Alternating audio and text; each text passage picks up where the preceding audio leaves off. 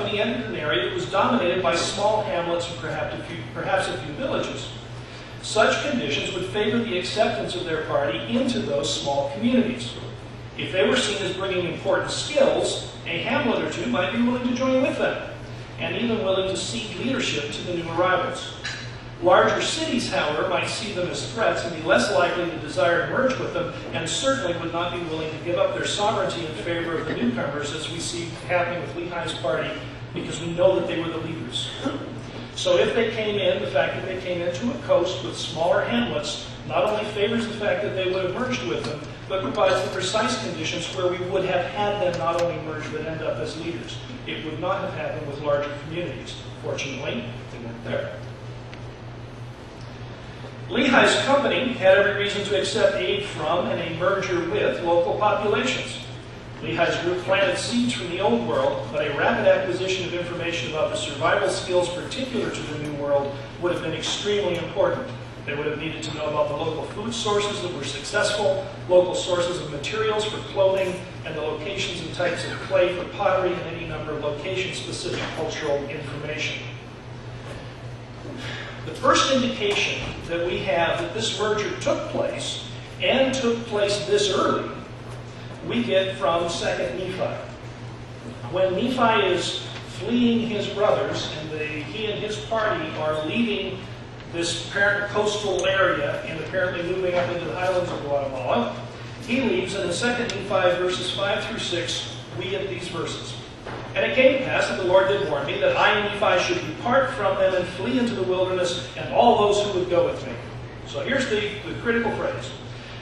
He says, I'm going to take everybody who's going to go with me. And so he begins to name the people who are going to go with him. In verse 6, wherefore it came to pass that I, Nephi, did take my family, and also Zoram and his family, and Sam, my elder brother, and his family, and Jacob and Joseph, my younger brethren, and also my sisters, and all those who would go with me. Now, Nephi names all those who would go with me. When we account for the named individuals, there's little room left. When he finished naming everybody that we can possibly think of, he still says, all those who would go with me.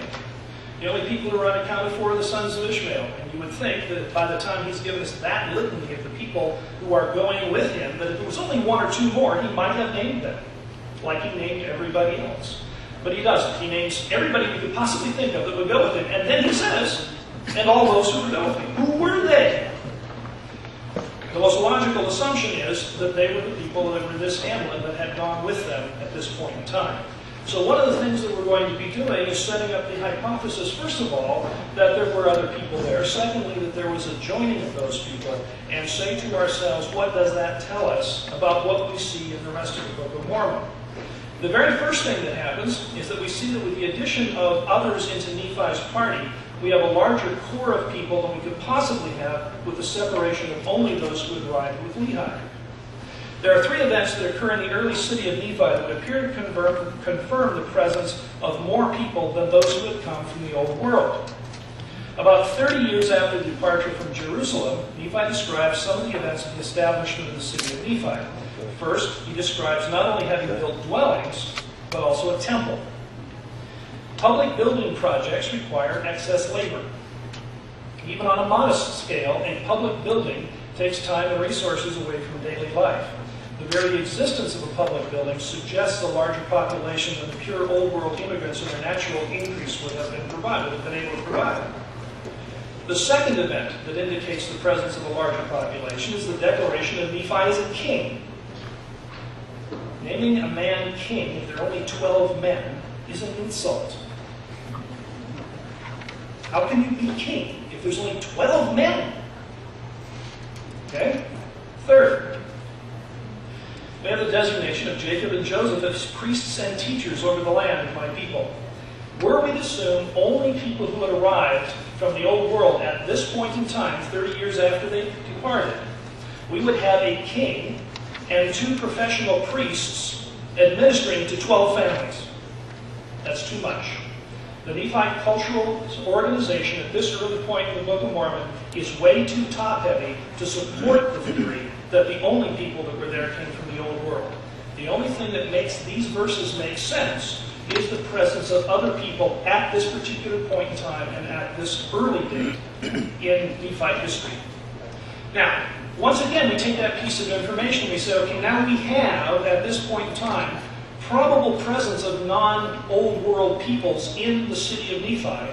Does that tell us anything about the rest of what we hear in the city of Nephi? The plausible presence of these others among the Nephites at this early point provides a context for a strange choice that Nephi makes when recording on his personal plates. In 2 Nephi 6, Nephi records a sermon that Jacob gave. And I'm not going to read this one. This one's easier to explain. Nephi goes to his brother and he says, I got a text in Isaiah I want you to preach on. Here's the text. He gives him the text, and the text is all about the distant future salvation of Israel by the Gentiles. Now I want you to think about how weird this is. You have a people who's just been struggling to get themselves established in the new world. They've been around for 30 years, but even after 30 years, it's got to be still a bit of a struggle to make sure that life happens.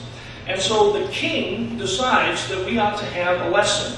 And he dictates that what we really need to know right now is about the Israelites in the old world, about Gentiles that we don't even know anything about, but they're in the old world, and they're going to save these Israelites in the old world thousands of years in the future.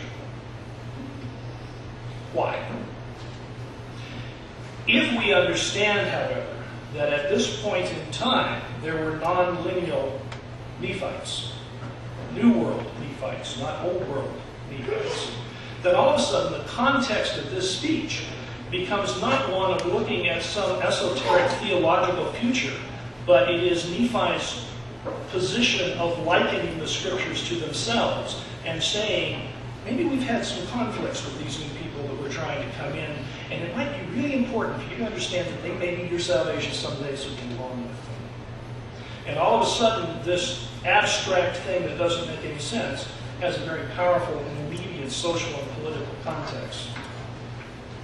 So far, we've examined points of correspondence that require only contact with another people. Now we turn to some events that require the particular content of Mesoamerica at the very time period of the Book of Mormon. The first example is another of Jacob's sermon. In this case, we have Jacob's first recorded sermon in his own book, encompassing Jacob chapters 2 and 3. This sermon is much more problematic than Jacob's discourse on the future salvation by the Gentiles. The problem is first his choice of topics. He has two topics. He's really unhappy about their use of riches, and he's really unhappy about polygyny. They're taking more than one wives. The first problem we have is a simple structural. Why in the world did he combine those two things together? Even if they were the two biggest things that he had to talk to him about, why didn't he break them into two sermons? Why didn't he link them together? Now, when we examine the two pieces, we come up with even more problems. This is a sermon that doesn't make any sense. Okay? Starting with Jacob's sermon on riches, the first problem with the sermon is that he presents what should have been an impossible situation.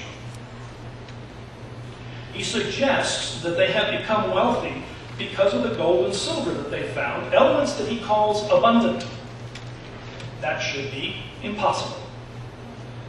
First of all, in Mesoamerica, gold and silver have never had, at least up until the time of the conquest, never had an intrinsic value.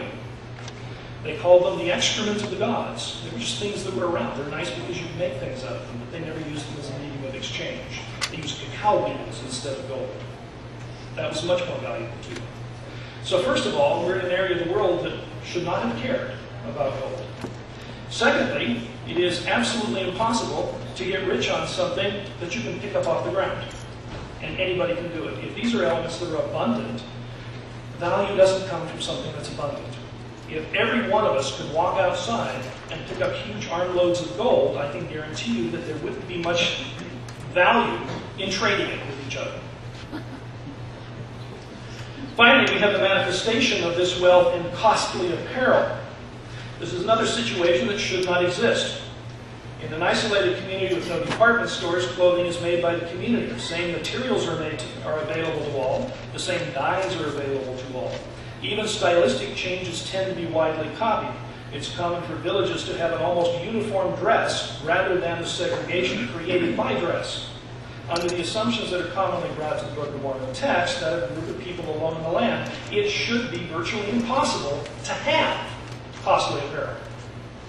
There is a condition, however, that explains all of Jacob's economic problems. That condition is trade. And again, you'll notice that we are presuming that there are people in the land, just like there were people when